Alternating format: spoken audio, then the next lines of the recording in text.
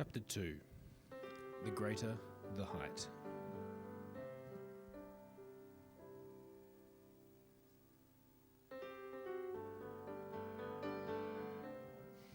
On the second last day of school holidays in January 1999, we were snaking our way up the mountain, me, Luca, Annika and Sam, and even though I must have made that climb a dozen times, I still got a little green around the gills, as Pop liked to say, when we lurched around the corners. My stomach would go one way while the car went the other way. At least now I was older. I remembered to look straight ahead and not out the window as we went higher and higher up, because watching the drop always made my stomach lurch. Don't ask me why, but I felt safer in those metal chairs swinging down the mountain than in a car as it hugged the bends. Sam didn't know where to look, and I didn't bother telling him. He was sitting behind Luca, who was driving with his face practically kissing the window, while both hands clutched the door handle. From where I sat behind Annika, I could see she was holding her handle the same way, knuckles popping. "How are you all going?" Luca asked. Good. Great. Are we nearly there? Annika did not sound excited. She's Luca's girlfriend, but he doesn't call her that. He'd say Annika was his partner, like they were working on a school project together, or riding around in his police car.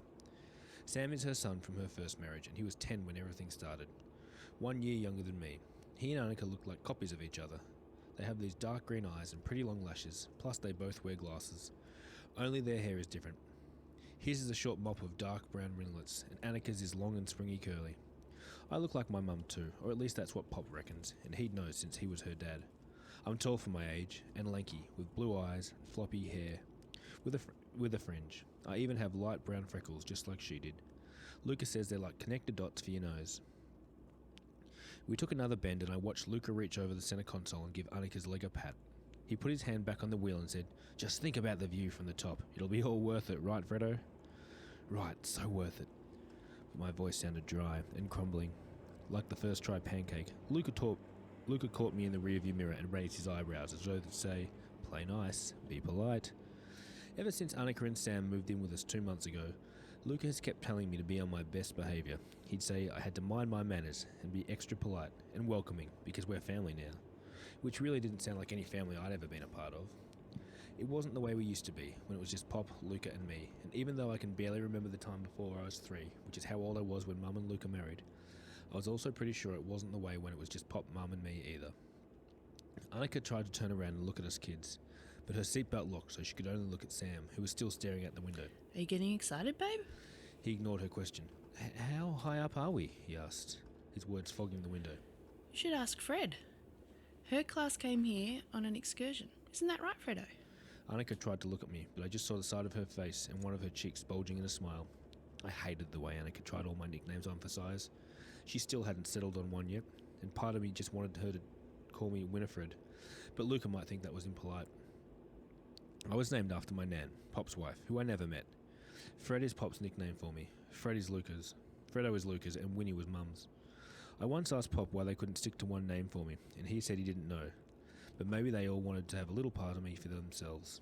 Lately I've been wondering what piece Mum took with her when she died, and I've been thinking about the Winnie I would have been if she hadn't. It was something I wanted to talk about with Luca when we were 314 metres above sea level. Sam pulled me out of my thoughts by repeating his question. "So, how high up are we?" He turned away from the window to frown at me. "Do you even know?" "I can't remember," I muttered, and I went back to looking at the safe scenery of granite ahead. Last year, Mr. Curry had shown us a map of the area. It was full of lines and lines and lines wrapping around each other. He explained that it was a topographical map, and these lines were contours, a way to represent a three-dimensional surface on a flat piece of paper. He showed us how to read the lines and find valleys and hills and how steep the slopes were. The smaller the circle, the greater the height. Around Arthur's seat were all these tight circles and lines, and he asked our class what they reminded us of. "Yes, Winifred?" Mr. Curry had said, like he couldn't believe how quickly I'd put my hand up. "Like, fingerprints." "That's exactly right." And when Mr. Curry smiled, full-on, full-blown, beamed at me. "That's correct, Winifred. Place is as much a part of your identity as your fingerprint or DNA. Little disturbances around where you live have these ripple effects that spread out and out and out into the lives of everyone and everything around you." Mr. Curry was right about those disturbances. They started rippling that day and then kept spreading, and lately I've been thinking that maybe they're still going, even now. It was a kind of morning where the sky was the same colour as Port Phillip Bay. The whole world was blue on blue, and from the Arthur's Seat summit you could see white sailboats bobbing in the water. But as soon as we pulled into the car park, Annika jumped out and dashed to the toilet, saying she thought she was going to be sick. Luca had followed her, then come back to stand with us kids by the stone wall to the lookout. She'll be right. Just those bends took her by surprise, he said. Sam was playing with one of the coin-operated standing binoculars, gripping both sides and making a rat-tat-tat-tat-tat sounds like he was going to shoot him up, like a time zone. When Annika finally wandered over to us, her face was as white as those sailboats. Her glasses were all fogged and she'd tied up her hair into a messy bun. Hey guys, I'm so sorry. That's not a very fun way to start our day. Luca reached for her hand and squeezed it. Then they smiled at each other. Sam kept gunning boats behind us and I rolled my eyes, which of course Luca caught and frowned at me for. I don't think I've got it in me to do a chairlift either, Annika said. Sam stopped gunning and turned around, frowning hard at his mum. Oh, but you promised, he whined and pushed his slipping glasses back up his nose. I tried not to smirk. I know, babe, I'm sorry, but I'm just not up for it today. Sam opened his mouth, about to whine more, but Annika cut him off. Let Fred and her dad do one trip together, and then when they come back, Luca will do another one with you, okay? I looked away when Annika said that. She cleared her throat and said quietly to Sam, let Luca and Fred have their time together first, okay? Well, wait a minute, Luca said and held up a hand. I've had plenty of goes on this thing, and this is Sam's first try, so why don't the two of you just ride together? Luca was looking at me when he said it. I could see it all there in his eyes, asking for one big happy family. Be nice, be polite. I nodded my head and shrugged, then felt Luca's hand on my shoulder squeezing as he said, good girl, Fredo. I showed Sam where to get into the chairlift and lowered the thin metal safety bar across our laps. We waved to Annika and Luca as they watched us sail over the car park, and then we cleared the trees and took in the view of the whole peninsula. The dips and valleys, towns with houses like little boxes, and the long stretches of sand hugging the water. Our town was down there, somewhere to the left of us two, Sorrento. If you looked at the map where we lived, you'd see that the Mornington Peninsula is shaped like a fatter version of Italy, a Blundstone boot instead of a fancy high heel. And instead of kicking Sicily, we're putting the boot into the Bellarine Peninsula. In class last year, we learnt that our town on the toe was called Sorrento, after the town Sorrento in southern Italy. Another place named because it looked like someplace else. I pointed this out to Sam, but I didn't know if he was really listening. After a while, there wasn't really much left to say. The seats in front of us were all full, and we kept passing couples to the right of us, making their way back up the mountain. I turned around a little to see that behind us was full up too. Don't do that, Sam yelped. I sat back and looked at him. Do what? Move us around like that. Stop it.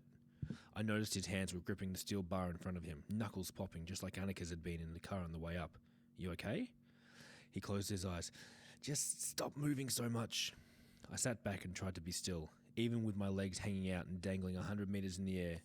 I listened to Sam take shuddery, shaky breaths beside me and watched his knuckles turn whiter on the safety bar. Why do you and Luca do this every year anyway? He asked. I looked over and saw his eyes were still shut behind his round, red glasses frames, so I couldn't just shrug his question away. I was sad one day and he brought me here instead. And it didn't make everything better, but it was okay. I shook my head. So now he always takes me in the last week of the Christmas school holidays, just the two of us. I wondered if Sam could hear the hurt behind my words, but he didn't seem to. Kind of like how my dad takes me to the first game of cricket every year, he said. I'd met Sam's dad a few times in the last 8 months, since Annika and Luca became a couple. His name was Ian, and he seemed nice enough, except he lived all the way on the other side of the city and didn't come down very often to see Sam. He hadn't even been to visit since Annika and Sam moved in with us, and now he was away over the holidays with his new wife. They'd sent Sam a present from Queensland, but it arrived 2 weeks after Christmas. One of those super soakers. Sam had seemed disappointed. I think he'd been expecting something different, or else just wanted his dad to be there to give the present to him. Our chair was coming to the end of the downward loop, speeding up a little as the cable wrapped around a steel pole and pulled it at the bottom of the mountain. A few people in front of us were hopping off there, maybe to go and explore along one of the hiking trails, but most people were like us, staying on and making their way back up. Sam opened his eyes when we got to the bottom, and one of the chairlift attendants nodded at us when I didn't make the move to lift the safety bar and get off. Instead, our chair started making the climb back up, and that's when Sam said, "You're lucky that Luca does this with you." He took a shaky little breath. This part was scarier, climbing higher and higher up with your back to the plummeting view. Sam kept talking, even as he closed his eyes again. I mean, it's not like Luca has to do this kind of stuff since he's not... He didn't finish, but he didn't have to. When Annika and Luca first started dating, the dad thing was one of the first things that Sam had asked me about, or rather told me about. Luca's not your dad, obviously, he'd said one evening when the parents had lumped us together after dinner, like sticking us in the lounge room with old board games and no TV was going to make us friends. I'd glared at him and his face went tomato red, right to the tip of his earlobes. He'd meant that Luca and I looked nothing alike. Luca's father was Italian and he married Luca's mother. Then he migrated to England before they settled in Australia, where Luca was born. I never met Luca's parents because they died before he married Mum. I've seen photos. He looks a lot like his father, with the same kind dark eyes. Luca is also tall but broad, with dark olive skin, and he wears his black hair in a policeman's buzz cut. I just mean he's not like your actual dad, right? Luca is my dad, was all I'd say, because I didn't think Sam deserved to know all the details of how Luca adopted me when I was 3. So why don't you call him that?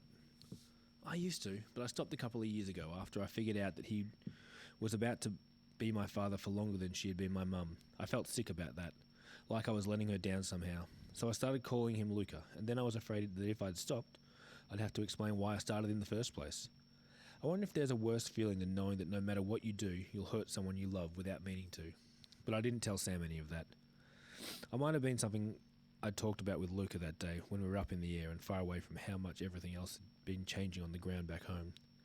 But instead I was stuck there with Sam and his stupid heavy breathing and rude questioning. I started swinging my legs a little at first and then, maybe even a little bit on purpose, in bigger back and forth sways that made the chair rock and tilt. Sam's eyes flew up and, "Stop it!" "Oh, don't be such a baby," I said. "Stop it!" he screamed. "Come on, this is the best part." I rocked my legs just a little more, trying to touch the treetops.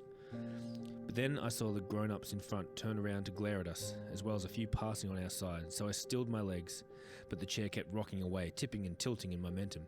"Fred!" Sam yelled again, and he threw his arms out like he was maybe going to hit me to get me to stop.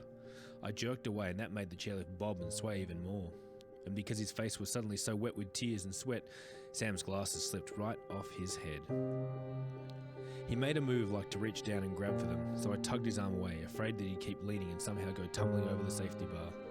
We watched his glasses plummet into the thick bush below, hitting a couple of branches of a gum tree on the way down, and all the while we kept climbing higher and higher up. By the time we got back to the summit, Sam was crying in big gulps. I raised the metal bar and Sam jumped off before the attendant said to, and he was nearly crashing onto his knees. Sam put his head down and kept running until he literally slammed into Annika and they wrapped their arms around each other. I watched as Luca knelt down to Sam's height and saw his face change when Sam told him what had happened. "Get in the car," was all Luca said to me when I came up to them. He wouldn't even look at me when he said it. That trip home was so quiet. As our car crawled around the mountain, I felt my belly sink lower and lower with us. I found a new, worse feeling in the world when we reached the bottom.